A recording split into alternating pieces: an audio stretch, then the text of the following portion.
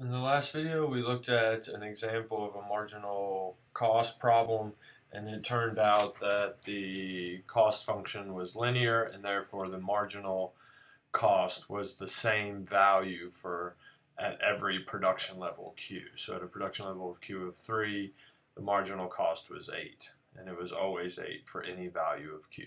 That's what we showed. So in this next example, we're going to look at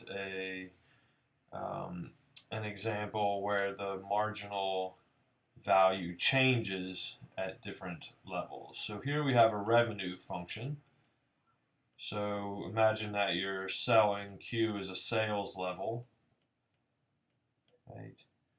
And Q is a sales level, and R of Q is a dollar amount for selling Q items.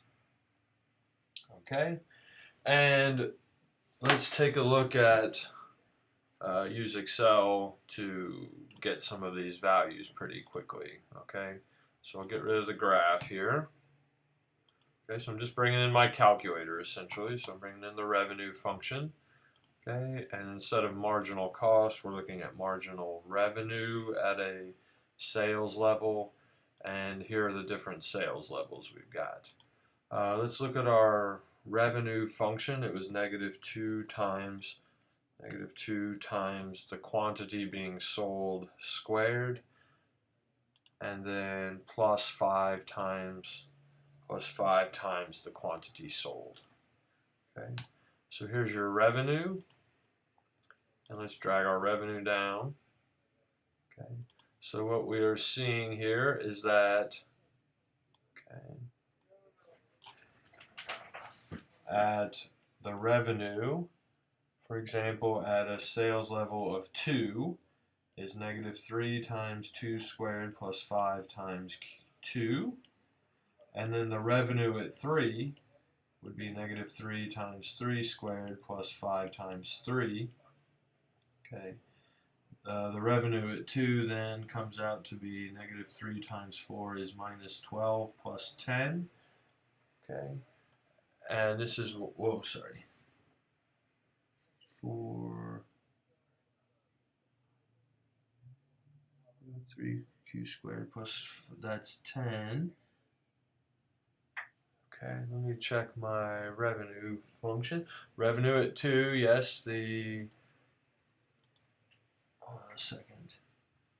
I'm getting -2. 2 squared is 4. 4 times 3 is -12. 5 times 2 is 10. So let's check our revenue function here. Okay, -2 times, oh sorry, -3. Sorry, that's what it was. -3. Okay, and let's drag our values down here.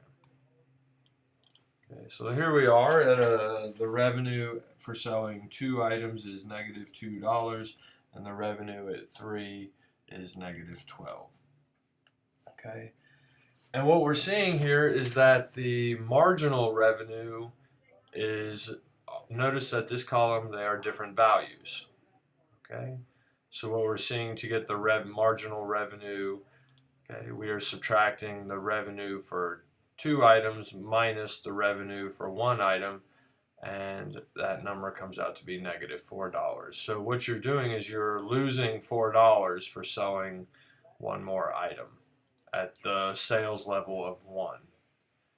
Okay, this does not sound like a good idea. So for 6 items, the revenue that you're bringing in, you're losing money because evidently your costs are probably too high for selling these items. So we're losing money at the sales level of 6, and for 7 we're losing -$112.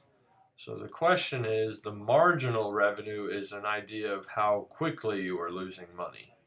So you have lost at a sales level of 6, you have a marginal revenue of a decrease of $34. You've lost $34 from the 6 to the 7 sales range.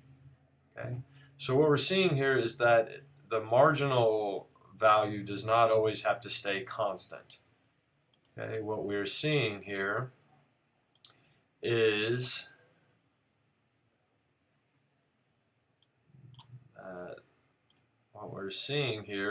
a plot of the revenue function. Okay, and you can see that your revenues was started at 2, but then you've lost money, you're losing money, you're losing money. The question is, how quickly are you losing money? And that is the concept of the marginal value. So if you're looking at the concept of how quickly you're losing revenue, it's the slope of the line between 2 consecutive points.